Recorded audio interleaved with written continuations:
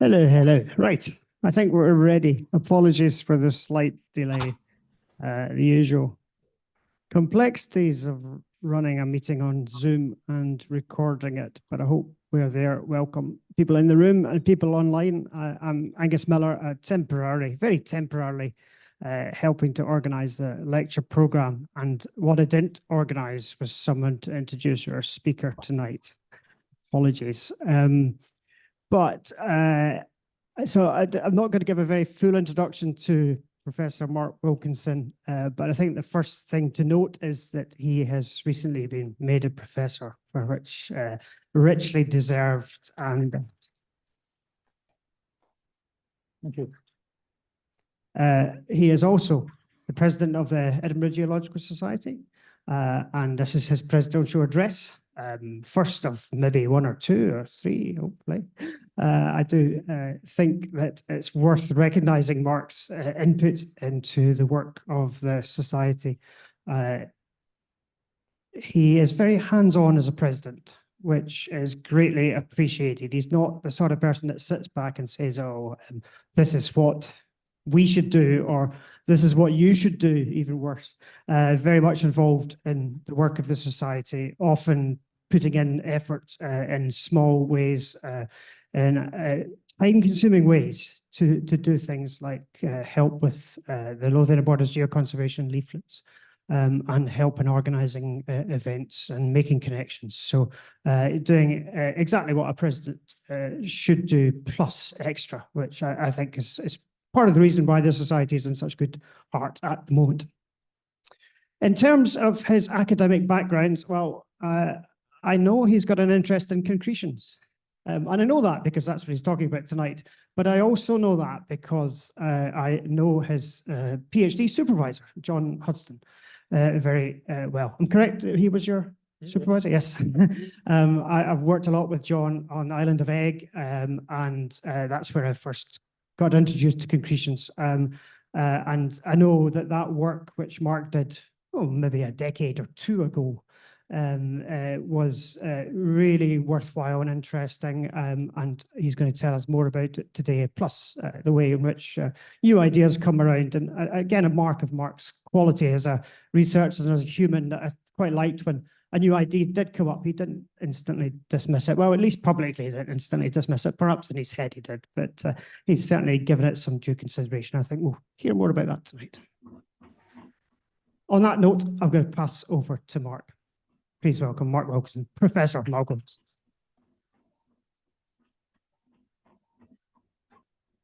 Thank you.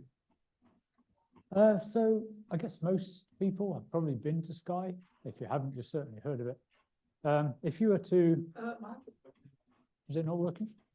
Oh, okay. I'm not hearing anything. I think I can hear my voice through the thing. Definitely on. Can you hear me at the back? I'm pretty sure the microphone. No.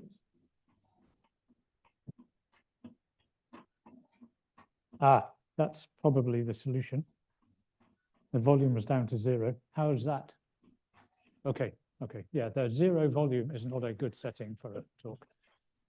Yeah, so if you searched the popular news for articles on Skye, science articles, you'd find stuff about dinosaur footprints. We found quite a lot over the last decade or so. Some of you will have heard of Steve Brissati, who leads the sort of paleontology, vertebrate paleontology group here. And I've been involved in that quite a lot, partly just because I knew the islands. And we found the occasional body fossil, another of dinosaurs and their related stuff. Not a huge amount. And Elsa Pancroli, who's she got in the news a few weeks ago with a fossil mammal, early mammal stuff, really. So the island's got a lot going for it, and it makes the news. Geology makes the news, which is fantastic. But there's a lot there that is not dinosaurs, and if it hasn't got dinosaurs on it, then people are obviously not quite so willing to publicize it. So I thought tonight I'd talk about some of the work that I've done there, looking at some of the concretions on the island. So I worked on these for my PhD in the 1980s, so more than a decade or two ago. And I'll talk first about the work I did then and what we found. And there's been some relatively recent work reanalyzing them with sort of new techniques. And you always hope that new techniques are going to answer old problems or answer old questions. And in fact, as we all know, often, or you just get a whole series of new questions. So we'll have a look at the new stuff, what the new authors thought, and I shall then critique their work. A polite way of saying that, you know, maybe I don't actually agree with some of it. Hello. Interesting.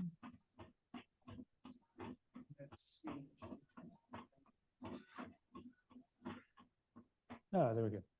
So the rocks in question are the Great Estuarine Group, the Bethonian, so Middle Jurassic. There's a marine shale at the bottom. Below the sequence I'm interested in, there's a marine sandstone, and the Staffing shale at the top is another marine unit. The Great Estuarine Group itself, as I suppose the name partly implies, is a largely non-marine unit. There's a variety of environments. There's the lagoons, for example, that we find some of the dinosaur footprints in. And the one I'm most interested in is the Valtos Sandstone Formation in the middle here, which is some kind of river delta system, possibly building into the sea, maybe building into some kind of lagoon. So that's sand dominated. It's not all sand, sand dominated. And in it, there are these lumpy looking things on that log there, which are my concretions, the ones I've worked on. So what do they actually look like? They look like this. So the big round things are the concretions in question. So they're set in a sandstone. It's quite poorly consolidated, the sand. If you want a sample of it and you try hacking it off with a hammer, then you're lucky to get anything other than literally a handful of sand. And I really struggled to get some bits back all the way to Leicester to have thin sections cut. Most of the bits I sent back turned up as literally a bag of sand. So it's really quite porous. It's poorly consolidated. It's very soft. The concretions themselves, about a meter in diameter or so, those are not porous. The spaces between the sand grains are entirely filled with a calcite cement. Single generation, petrographically very simple calcite cement. And we kind of assume that the concretions grew from the middle. So you can see the sampling pattern on here. This is the 1980s, and we hadn't invented worries about drilling holes in things and leaving them. So we drill from the middle, which we imagine is the oldest part of the concretion, because we think they just grow from the middle. They just get bigger and bigger and bigger. So we took 2 traverses so we could do geochemical work across them. We took 2 to see if they came out the same, basically, which they invariably do. So we think these things just start off small and literally just grow bigger and bigger and bigger. Our sampling was limited a bit. You can see this one, this concretion is split through the middle naturally on some kind of fracture. We were limited to sampling on concretions with fractures, because if you look at the one on the right there, I mean, how would you set about getting a sample all the way through that? It's basically impossible. So we were a bit limited by that, but there were enough naturally split ones to be able to sort of take these transits. And there's a very important feature in this photo, which you just about make out. When you can see the bedding, you see the bedding running there by the E of sandstone. You can just see the bedding in the sandstone, and it drops a little bit off to the left as we're looking. Can you see that? You get a similar effect at the bottom here, where it's actually raising up. You see that? See how the bedding is deflected around the concretion. So the host sand is compacted relative to the concretion. Not by a huge amount, but easily measurable. So I measured as many as I could get a tape measure against. And the host sand is compacted by about 10% relative to the width, the height of the concretions. And that's a really important piece of evidence, because it tells us that the concretions can't have grown at the maximum burial depth that those sandstones have been to, because that compaction is a result of just the weight of overlying sediment compacting the rock. You can't compact the concretions. I mean, there's no void space in them. I mean, they are incompactable. But the surrounding sediment is porous, it's loose, and it can be compacted. So knowing that they didn't form at the maximum burial depth of the sandstone, that's a you know, a kind of key piece of field evidence. I also worked on the Isle of Egg. That's the Isle of Rum in the background. And again, we have a concretion which is nicely split in two. And this one's got a rather more complex shape. We kind of assume that these complex shapes start by lots of individual small concretions kind of growing and eventually merging into one big mass. And you can see the way we've tried to sample it. We've tried to identify a bit that we think grew as more or less a sphere. And we've taken these two transects across to look at variation from the oldest bit in the middle to the youngest bit at the edge. So that's the Isle of Egg, the other ones that you were talking about. Yeah. This is also the Isle of Egg, and it illustrates one of the problems of working in the Hebrides. So this, actually, that's Steve Brissati, if anybody knows him. That was actually a dinosaur hunting trip. And yes, we did find one, but that's not what I'm going to talk about. So this is actually a Paleocene dike. Now, we're not that far from Rum. It's only just across the water. And on the edges of the dike, you can see that the sandstone kind of stands up, sticks out. And also this mass that I'm standing on, you can see the sort of calcite style weathering, this sort of almost limestone style caustic type weathering. So as well as the concretions, we have a lot of cement effects that are due to the intrusion of dikes and probably the effect of the Rum igneous center, which is, you know, only 10 kilometers away or something across the water. No, across the water now, the water wasn't there obviously at the time. So studying anything that's any burial processes is going to be made more difficult by the fact we've got this igneous overprint on the cements, on the sands. So we're going to have to separate those out, which is maybe not going to be entirely straightforward. So these concretions are made of calcite. One of the standard techniques for studying calcite is to use what are called stable isotopes. So calcite, calcium carbonate, CaCO3, has a CO2 molecule effectively locked up in there. If you react it with phosphoric acid, then you can get the CO2 out, and you can analyze this. Now, most of the CO2 that you liberate is going to have carbon-12 and 2 oxygen-16s. But not all carbon is carbon-12. There's carbon-13 is a stable isotope, and there's carbon-14. That's the one the time team used, the archaeologists used for dating bits of wood and stuff like that. We don't care about carbon-14. Our stuff's way too old. But we do care about carbon-13 because there's a small number or small percentage of the CO2 locked up in calcite, which has a carbon-13 molecule in it. And we can measure the amount of that on a mass spectrometer. The technology has been around since the 1950s or something like that. It's not new. And we express the amount of that carbon-13 relative to a standard. We use something called the delta notation, delta 13C. It's not important for this talk, that the actual, how that works. But basically, you have a standard. If your sample is the same as your standard, so got the same amount of carbon-13 in it, it has a 0 value. 0 means it's the same as your standard. If you've got a positive number, you've got more carbon-13 than your standard. If you've got a negative number, you've got less carbon-13 than your standard. Now, the way we interpret these is often very simple, actually. Sometimes it's simply, well, I've got a possible source, maybe a bacterial reaction or something like that.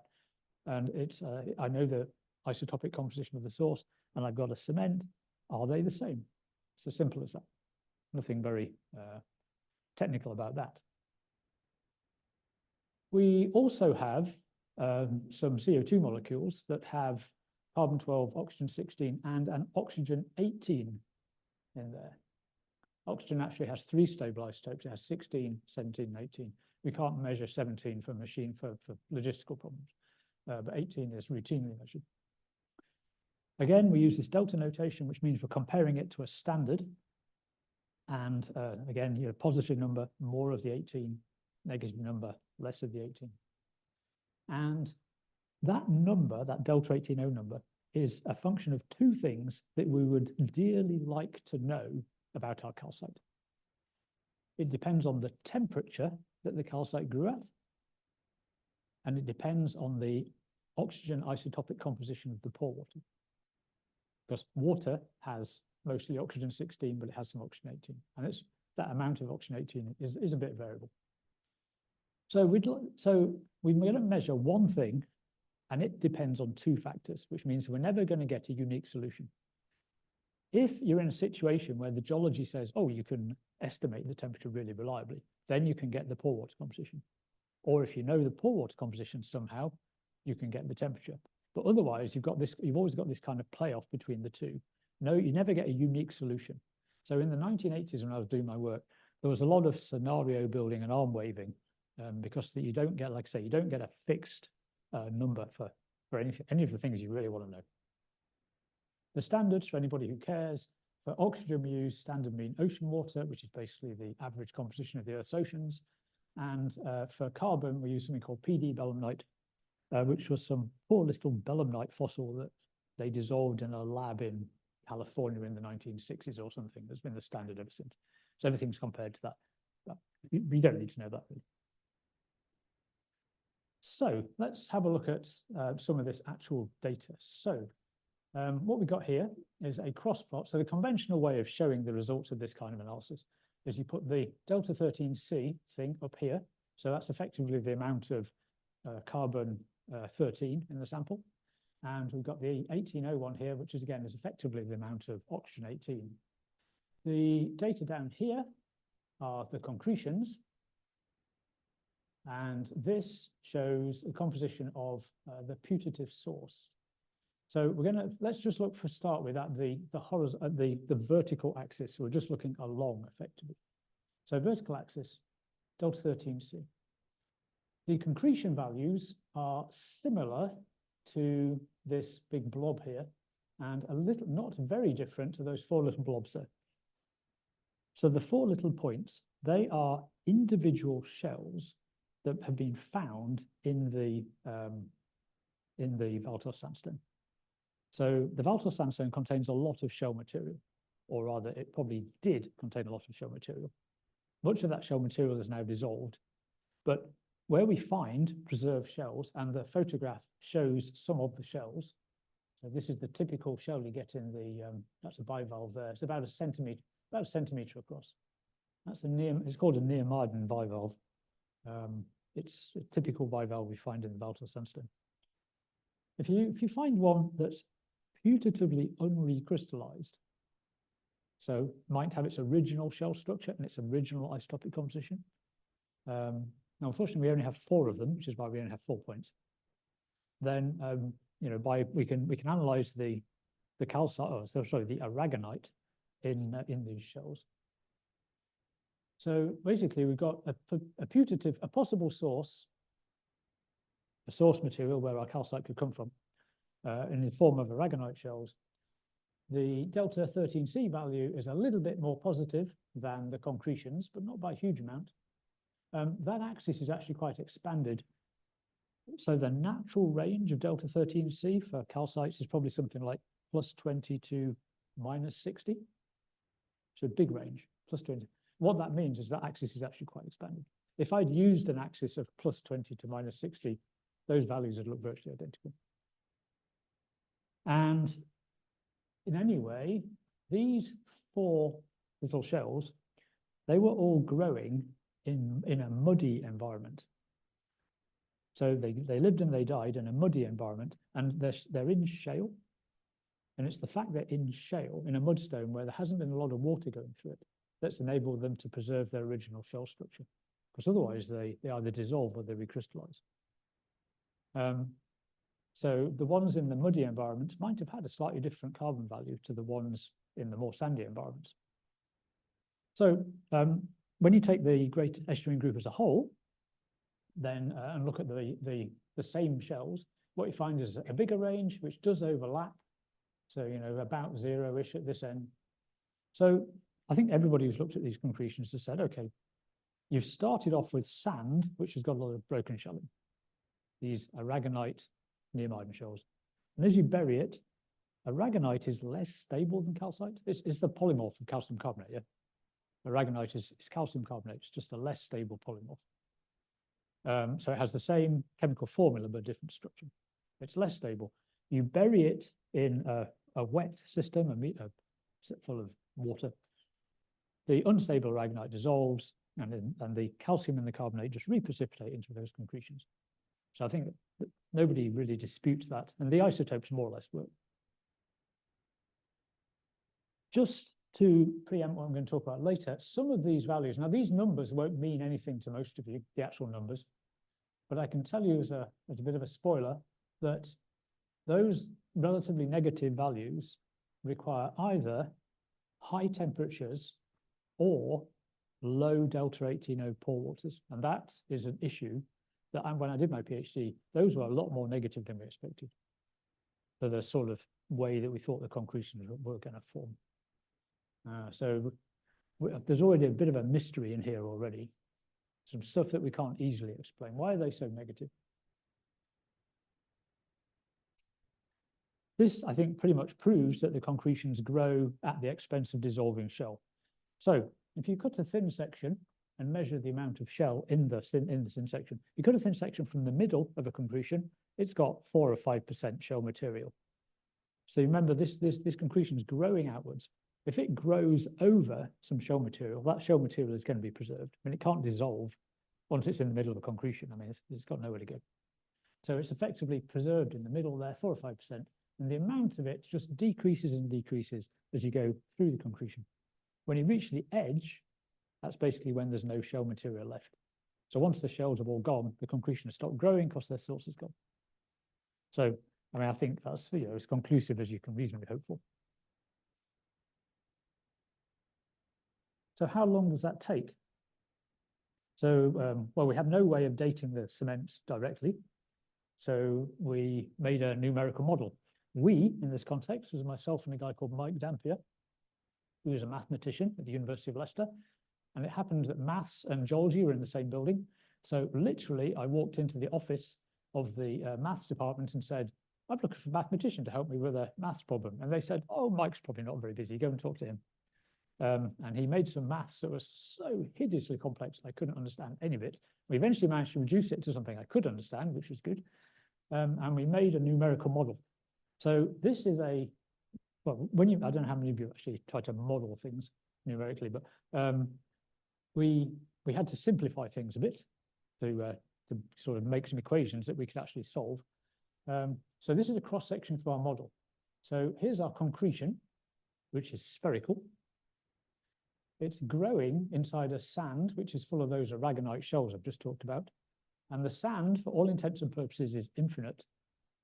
Is it just me? I know a joke where the punchline revolves around modeling and spherical something in an infinite medium. Anybody else know that joke? No? Okay, well, it's not the right time for a joke. But I did, for my PhD, model a spherical something in an infinite medium. In this case, a spherical concretion in an infinite sandstone. So the concretions are quite spherical, we've seen that. So what we've got is, out here, we've got lots of aragonite shells, and in here, they've all dissolved. So they dissolve, the shells dissolve on a spherical surface, which is concentric with the concretion itself. So the shells dissolve on that surface. The calcium and the carbonate, they diffuse inwards onto the concretion where they precipitate, and the concretion gets bigger and bigger, and this surface out here gets bigger and bigger as the shells dissolve. And we were able to model that. Actually, it wasn't a numerical model as such, it was an analytical model. So we had equations and we solved them to produce some numbers, which produced the graph on the left there. So if we look at the case of a 1 meter diameter concretion, then depending on the magnesium content of the pore waters, then we get an age of something between about 5 and about 10 million years in round numbers. Yeah. So a meter diameter concretion is going to take 5 to 10 million years to grow. That's what we concluded. No way of testing that, but that's what our model gave. You notice at the bottom there's magnesium, calcium, E5. That's completely unfeasible that the pore waters had that composition. But we solved the equations just to find out what happened. So we have a model for how the concretions form, and we have a model for how long they take. just to put that into the context of the burial history of the Great Estuarine Group through time. So about 160 million years ago, Middle Jurassic, the formation is deposited quite rapidly, actually. It's then buried slowly below more sediment. Now, we don't have much evidence for a lot of sediment. There's a bit of Upper Jurassic, maybe a bit of Cretaceous sediment in the area, but not very much. So it might have reached 500 meters at the bottom of the formation, maybe. It was, at least some of it was more or less at the surface at the end of the Cretaceous. So exactly what shape that curve should be, you know, it doesn't really matter. I don't know exactly what shape it is, and it doesn't really matter. The point is, it's never buried very deeply. And this is the period of time where we thought our concretions had grown. So probably in really quite early burial, to a few, maybe a couple of 100 meters of burial depth, something like that. And don't forget that evidence is partly based on the idea of the compaction around of the non-concretionary sand. And that compaction is caused by this event. That's the eruption of the lavas in the sort of Skye and Egg area associated with the opening of the North Atlantic. And they're about a kilometre thick. There's about a kilometre long. So the things are going to get buried about a kilometre just by that. And the rocks are at the surface now. So obviously, in some way or other, they made it back up to the surface. So that was the model that I ran with, and that's pretty much where we finished at the end of the 1980s. I got a PhD and published some papers. Everybody was happy. However, techniques and technologies move on. Over the last 20 years or so, a new isotope technique has turned up, known as clumped isotopes. So it's quite similar. You get your calcite, you dissolve it in phosphoric acid, it generates some CO2, and you put it into a mass spectrometer. And we have the same three things that we were measuring previously, but now we have a new one. This one, this CO2 variety has a carbon-13 and an oxygen-18. Now, there isn't very much of that. There isn't very much of the other ones either. There's even less of this. We couldn't have measured the abundance of that isotope in the 1980s. It simply couldn't have been done. But come about the year 2000, it became possible. There was a time when you could get a paper in Nature, you know, the journal Nature. There was a time when you could get a paper in the journal Nature with like 2 analyses of this, the abundance of this stuff. Those days are past. It's still a difficult thing analytically, but it's fairly routine now. Plenty of things can go wrong with it, but nonetheless, it's fairly routine. So with a mass spectrometer, you can measure the amount of this. And it gives you, say it's mass 47, and we calculate something called delta 47. Now, as you can see, it's not quite the same notation we use for this oxygen and carbon that we're measuring. It's got a different number. And there's a reason for that. It uses a very strange standard. With isotopes, by the way, you always have to measure relative to a standard. It's virtually impossible to measure an actual number. You're always measuring relative to.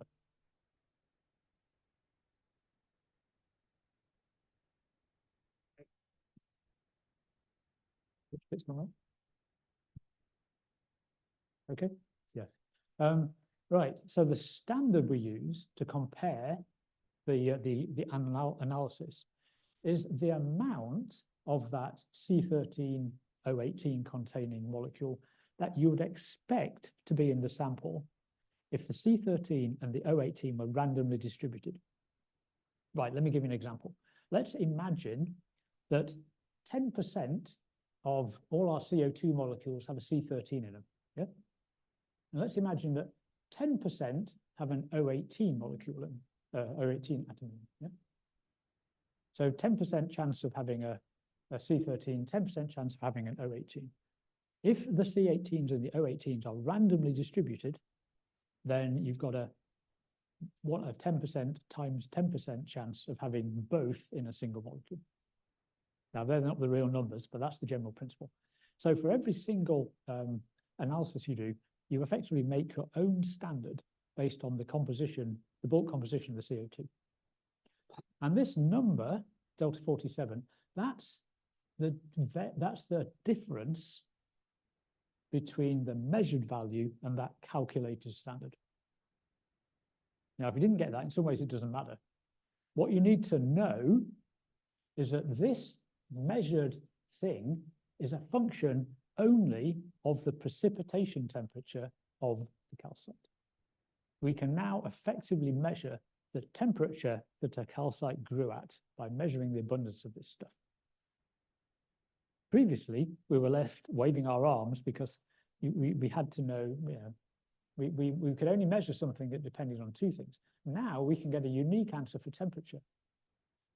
Now, of course, we've measured this while we were doing the more difficult analysis. So since we now know temperature, we can calculate the water composition. So what that means is we can now take a piece of calcite, stick it through a mass spectrometer, and get a measured temperature that the calcite grew at and the pore water composition that it grew from. We'd have given our left arms to have been able to do that in the 1980s, but it can do it now. And somebody has done it. Richmal Paxton is at the University of East Anglia. She did a PhD. She used my old Skye samples. So they were archived in the University of Leicester. So she simply asked for the samples. So she worked on literally the same pieces of rock that I'd worked on, what was left of them. And so this is the results that she obtained. Now, what we've got now is we have now a graph of actual temperature along the x-axis, in degrees. And we have the actual isotopic composition of the pore water. So how much oxygen 18 versus oxygen 16 is in the actual pore water that calcite actually grew from. So these are not estimates, these are actual measurements. And there's two things that are obvious. First of all, starting with the temperature, because that's the easiest one. Remember I said my concretions grew at maybe a maximum burial depth of 500 meters? Well, the temperature in the Jurassic was been estimated to be about 15 to 20 degrees average annual temperature. And if you take a geothermal gradient of about 30 degrees per kilometer, then there's no way you can get to 80, 90, maybe even 100 degrees, the top end of that. So that's clearly a problem. Okay, so temperature is easy. Everybody knows what temperature is. The pore water composition is a little bit more obscure. So what I need to do is to put in some actual values so you can see what kind of numbers we might expect. Right, if something grows from seawater, then it's going to be along that line. Seawater, modern seawater is 0 on that scale. Jurassic seawater was probably -1, so with an error, basically. So if something grew from seawater, it's going to be somewhere on that line. How about if it grew from rainwater? Because remember, the Great Estuarine Group's not a marine formation. It's marginal marine at best. Some of it is probably fully non-marine. So it's river water, maybe lake water. And that's basically rainwater, right? I mean, where do rivers and lakes come from? The water falls out of the sky. So the question is, what's the isotopic composition of Jurassic rainwater in the Hebrides? Well, the best estimate is something like -4.5 to -7, which is basically that thing there. So that's from a paper by Hudson and Andrews. John Hudson has just been said that he was my PhD supervisor. Julian Andrews is Richmal Paxton's PhD supervisor. Not that we're all inbred or anything. I mean, it's nothing like that. Now, they don't actually call it Jurassic meteoric water. They call it burial diagenetic water. I'll come to that later. But basically, people have assumed that that's rainwater. It has to come from somewhere. The only other time where we are confident about the composition of the rainwater in the Hebrides is during the Paleocene volcanic event. And the estimate's old, but it's good. So Taylor and Forrester, back in 1973, they realized that the igneous rocks on Skye, a lot of them are isotopically altered. Their oxygen 18 ratios have been reset. And the idea is that these volcanic centers come in, like the Rum one and the Skye one. They're hot. They come into a sedimentary sequence, and they set up convection cells either side of or around the centers, where groundwater is basically dragged around through the volcanic and the igneous centers, causing resetting, causing chemical reactions that reset the oxygen isotopes. And they use that to calculate the composition of the rainwater in the Paleocene when these volcanic centers were forming. Now, they had the same problem that many people have had with isotope systems. They've got a sort of interplay between two things. But they were able to say that if they had a lot of water, so lots and lots of water compared to rock, that they thought that they'd have a rainwater composition about here. If they had a lot less water, they were going to need a more extreme composition water. And their best guess was this green box in the middle, which is about -12 to -13. So that's based on the isotopic alteration of these igneous rocks. So those are the known compositions. And as you can see, some of the concretion data fall into that range of water, which is only known in the Paleocene. So we've got high temperatures, and we've got the concretions forming in water, which is only known to occur in the Paleocene. And if you recall, I told you that the concretions formed in the Jurassic at low temperatures. So clearly, I have a problem. That's Skye. That's the cooling, if you don't recognize it. So did I get it all wrong? I mean, basically, are the concretions entirely related to the igneous activity? Did my little unstable aragonite neomaden shells, the bivalves, did they sit there for 100 million years waiting for a volcano to turn up so they could reset the regrown concretions? Well, I guess that's a bit of a kind of letting on my prejudice here, but it seems a little unlikely. And actually, the situation's even worse than I've just made out, because if that's back to our burial curve, remember I said 5 to 10 million years to form on these concretions? Well, if we're now going to form them in the Paleocene, the igneous event in the Hebrides is really short, about 1.5 million years. It doesn't last very long. And we can't form it at the bottom, or the late, rather, part of this burial, because we've still got that compaction effect to account for. So if we say, well, we're going to have to form the concretions while they're still relatively shallow, so we can compact the sands around them, then we don't have a full 1.5 million years, maybe half of it. Call it 1 million years in round terms. So my 5 to 10 million year concretions have now got to grow in 1 million years. So apparently I got that wrong as well, which isn't great. Still, that's science. Okay, so what's the evidence that these things are associated with the Paleocene volcanism? Well, the first thing we've got high temperatures, which are easy to account for if you've got a volcano. They're hot, everybody knows that. And we also have this low delta 18O pore water, which we know is around in the Paleocene. But here's the rub. We don't have them together. We've got high temperatures, and we've got low delta 18O pore waters, but we don't have them together. You can have one, or you can have the other, but we've got this correlation between the two parameters. Now that's a bit odd. It's not what I'd have expected. Just to prove that this data is actually, it's probably good. I mean, the data is good. It's not a problem with the data. Then we have some cements on the Isle of Egg, which we know are Paleocene. So we have veins and amygdales that are actually inside the lavas. They can't be Jurassic because they're actually inside the Paleocene lavas, yeah? These are calcite cements in veins and amygdales inside the lavas. And those all do fall inside that range of pore waters that were supposed to be around at the Paleocene. So that's good. I mean, the data's good. I mean, that confirms, what we expect. And it also confirms the estimate of the Paleocene rainwater. So that's good. So when you're faced with a problem like this, one of the ways of tackling it is to say, well, what would I have expected to see? So this is the same plot with the data removed. What would I have expected? Well, suppose the concretions grew in the Jurassic. Surface temperatures 15 to 20 degrees, allowing for a bit of burial, maybe 40 at the most, something like that. Growing in pore waters that are some kind of mixture between maybe some seawater and some of the rainwater that's supposed to be around. So they're going to fall in that blob there. Yeah. How about the Paleocene stuff? Or taking the temperatures that from the new work, taking the temperature range and the known pore composition, you know, the stuff that's associated with the volcanoes should be down here somewhere. That's the temperature associated with the volcanoes, and it's the pore water.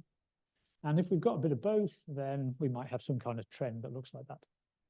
And that's precisely the opposite trend to the one we've actually got, which I'm very suspicious about. So I'm going to spend the rest of this talk trying to explain what I think is going on. So let's start by having a look at these values up here. Do you remember I said seawater was about 0 on this scale? So we've got these values here which have a positive delta 18O seawater. So they've got more oxygen 18 in than seawater. Was there any water like that around in the Jurassic? Because I'd quite like to be able to prove why concretions grew in the Jurassic, right? So was there any water around like that in the Jurassic? Well, the answer is yes. Absolutely, definitely yes. Because in the marine shale on top of the Great Estuarine Group, which is called the Staffin Shale, then we have these septarian concretions. Anybody knows any North Sea geology? The Staffin Shale is just the Kimmeridge clay. It's just the local name for the Kimmeridge clay. Inside the Kimmeridge clay, you've got some concretions, and they're a bit more wacky than the ones that I work on. So I guess a lot of people have seen a septarian concretion various times. They're usually spherical when you look above. They're oblate spheroids, smarty shaped usually. On the outside, they look a bit dull, but when they're broken open, they have a complicated pattern of fractures and cements. So this is a cross section through one of the ones that is being worked on. So this data from the Staffin Shale is from another Richmal-Paxton paper. She worked on some of these. So the yellow dots there, those are bits of the body of this cement. And they, as you can see, grew from pore waters, which are remarkably similar in composition to these high temperature cements that we get in the sandstones. Yeah? In terms of the pore water, they're basically identical. Now, septarian concretions have been worked on a lot, not necessarily just the Skye ones, worldwide. And everybody agrees they are early. They start to form pretty much at the time the sediment is sedimented. And they form in the top tens, maybe hundreds of meters of buried. They're early. Nobody thinks that they sit around for 100 million years waiting for a volcano to come along to stir things up a bit, right? So there were definitely pore waters of this composition around in the Jurassic. There are two other ways you can get really positive pore water like that. One is to take seawater and evaporate it. And we have evidence for evaporative waters in Skye. I've actually got a slab of sandstone upstairs, which has some swallowtail gypsum in it from the Great Estuarine Group. So that's gypsum forming by basically evaporating seawater. The reason that you end up with positive values is that you take your seawater and you evaporate some of the water off. The water vapor preferentially takes the light isotope, the oxygen 16. The residue is left preferentially enriched in the oxygen 18. Perfectly well accepted mechanism. So it could be evaporating the waters, but there's another way you can get these positive waters. If you get waters coming, well, as you go down in the sedimentary basin, the oxygen 18 content of the waters in the sedimentary basin increase systematically with depth. So they could be deep basinal waters coming out of some basinal area. And again, that's a well-known trend. It's not something new. In fact, the Richmal-Paxton's work to explain these positive values, they go for the deep basinal water approach. Some sedimentary basin is dewatering into the rocks. Okay, that's that end. What about this high temperature end down here? Now, just to look at that, I've recolored the points according to their relative age. So we have very early ones, very early data. That's from the very middles of concretions. Middle, getting a bit further out in the concretions. Late, getting further out still. And very late, that's the very, very edges of the concretions. And also those spars and things that are found in the lavas. So they're definitely very, very late. I can't include the egg ones, the blue ones there, because the egg ones are tens of kilometers away from the Valtos section. I mean, who's to say whether a concretion in Valtos grew at exactly the same time as a concretion on egg? I mean, nobody can say that. So they're not coloured. But what it shows is that the very earliest cements, the very middles of the concretions, have this very negative pore water, which, remember, the only time we know of pore water of that composition is during the Paleocene. The only time we know. However, we have some evidence that there may have been some pore water of that composition in the Jurassic. So those septarian concretions, remember they've got the fractures inside them with calcite cements in. Those 3 orange points are analyses of those spars inside the septarian concretions. And again, people think they're early diagenetic, Jurassic. And yet we have 2 of the points are really quite negative. Circumstantial evidence, analytical evidence, very light pore waters in the Jurassic.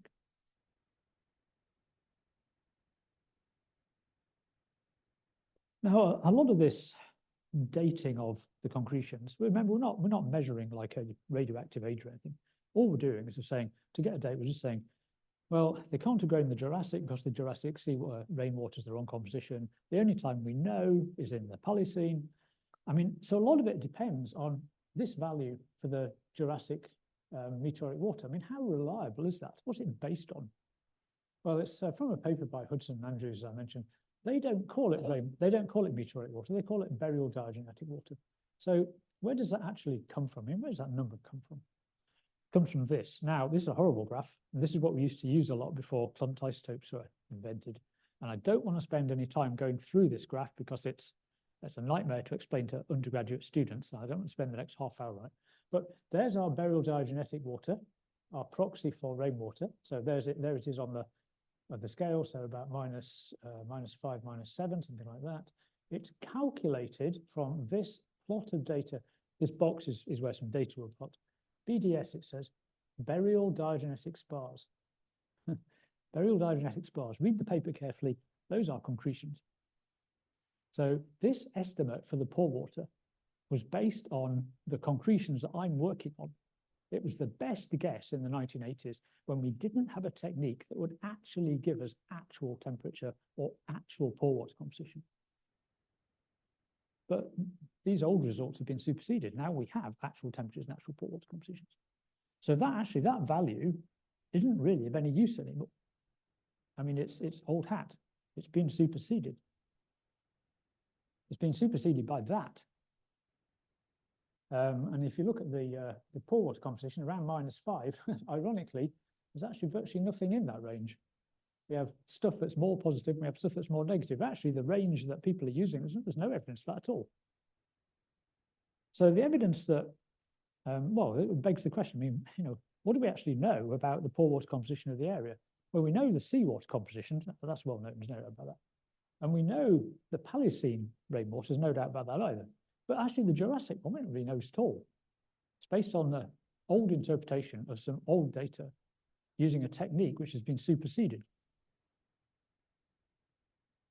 So here's my question. So this is obviously time. So here are my concretions forming at the same time as that handy dinosaur. And so we know, we thought we knew the meteoric water composition of the rainwater composition here. We do know it here. We know the modern day composition. That scale is actually from a map of pore water compositions in modern Scotland. And Skye is in the orange to yellow range, so we're kind of around here. Modern Skye is around here. So the real question is, are we sure we've gotten that right place? Because if we haven't, then, claiming that the concretions grew here really isn't based on anything, based on nothing at all. Right, what controls the composition of meteoric water, rainwater, the isotopic composition?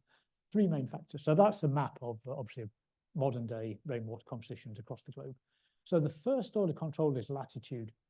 Warm colors around the equator, that's close to 0. Cold colors at the poles, that's down to -30s, something, yeah? So that's the first order control. I'm sure you can all see that pattern here. But it's not the only one. If we look at South America, the trend here is virtually at right angles to the global trend. You see that? So the color changes are virtually at right angles. They run virtually north-south. That is due to an effect called rainout. So the prevailing winds in South America are from the east. So the rain is coming in from the east, and it starts to rain. You've got these rain clouds, it starts to rain. The water falling out the rain clouds preferentially takes oxygen 18 with it, leaving the rain clouds preferentially enriched in oxygen 16. As the rain clouds keep on going, raining more and more and more, what's left in the clouds gets isotopically lighter. So relatively more oxygen 16, relatively less oxygen 18. And that's enough to completely, well, change the trend across South America. That's called rainout. It's a really important effect. The other effect is altitude. So that's the Himalaya there. You can see how that's the altitude of the Himalayas affects the composition. We can eliminate altitude as a factor because Skye was close to sea level in the Jurassic, and it was close to sea level in the Paleocene. It's been established that the Paleocene lavas did not build a volcanic edifice. They didn't build a mountain. The basin actually subsided at about the same rate that the lavas came out. And they know that because in between the lavas, there are plant spores and pollen, and they are lowland. They are a lowland flora. So the lavas never built a mountain. It's always low down. So we can eliminate that bottom one. That's gone. That leaves us latitude and rainout as important factors. So what counts in terms of rainout is how continental you are versus how oceanic. So let's have a look at a paleogeographic map for the Middle Jurassic. That's Skye there, just there. See it? That's a pretty continental setting, actually. The nearest water is the Tethys down here. Now, if you have water blowing in from the Tethys down in the southeast, then you're not totally close. You're certainly not on the edge of an ocean. You are somewhere inland. If the water's blowing from if the wind is blowing from literally any other direction, you are a long, long way from the nearest ocean. You're going to get a massive rainout effect, just based on the paleogeography and the known controls. Yeah. So actually accounting for really depleted negative numbers in our pore waters in the Jurassic is really easy. It's actually, so, you know, producing it in principle should be dead straightforward. As you go through time, so this is the Lower Cretaceous, we slowly become more and more marine. So the South Atlantic or Central Atlantic here is starting to open, and we're getting a bit less continental. That's the Late Cretaceous. So again, that doesn't show it, but the Central Atlantic is starting to open. Into the Paleogene, and here's the North Atlantic now starting to open again. So we're getting quite close to our present day setting here by the time we get to the Paleogene. And of course, we all know now that we're right next to the Atlantic Ocean. Yeah? I mean, from Skye, you can just about see into the Atlantic. So now we're on this massively oceanic setting. So the variation between modern day and Paleocene, that's us moving from a relatively continental location to a very, very oceanic location, which is where we are now, right? So the question is, given that in the Jurassic, we're in this massively continental setting, is that value feasible? Or, there we go, should it be down there? You've got two factors to fight with. You've got which are going to go in opposite directions. You've got the northward drift in Britain, which is going to tend to give you more negative numbers, and you've got the rainout effect as you move from very, very continental to much more marine. And that's going to go the other way. So how does it work? I mean, I think it's feasible that the Jurassic rainwater was actually very, very negative. And that means the concretions can grow anytime they like. We're not constrained to the Paleocene. Right, so summary. Notice it's a summary and not a conclusion. So evidence for early growth. We have the compaction around the concretions, which is consistent with about a kilometre burial, but we can't constrain it well enough to be conclusive. And we have this aragonite, we have these aragonite shells. Aragonite's incredibly unstable stuff geologically. I mean, the idea that it sat around for 100 million years waiting for something to happen. I mean, some beach sands with a lot of high aragonite content actually cement themselves up solid on the beach. If you've ever walked over beach rock, it just looks like sand, but I mean, you don't leave footprints in it. It's literally rock solid. So the idea that the stuff sat around for 100 million years really doesn't seem very sensible. Okay, what's the evidence for late growth? Well, we've got high temperatures, and we've got these isotopically depleted rainwater, meteoric water, but we don't have them together. So we've got high temperatures that could be due to a volcano, and we've got these Paleocene these depleted pore waters, which were definitely around in the Paleocene, but we don't have the two together. And I hope I've demonstrated that the light pore waters could have been a feature of the Jurassic, yeah? We could have had them there. Don't prove it, but I mean, it's not unfeasible. Okay, could we have had those really high temperatures, the sort of more than 50 to nearly 100 degrees?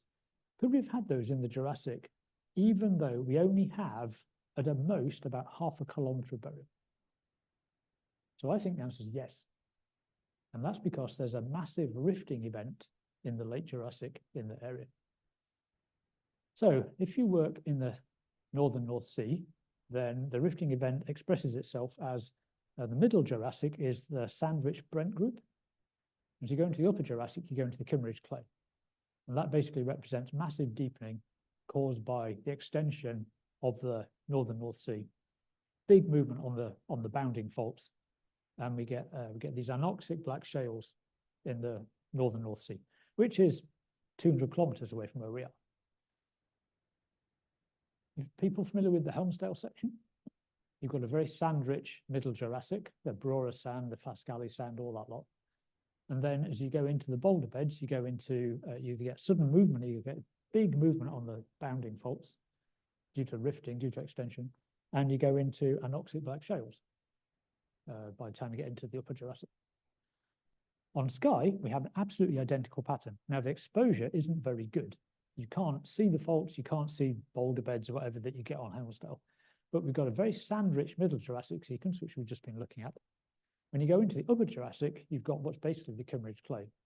It's called the Staffian shell. It's basically the same stuff. So somewhere, some faults are moving. So that rifting event, which we see in the the northern North Sea, central North Sea, we see it in the Helmsdale area, we also have it on Skye.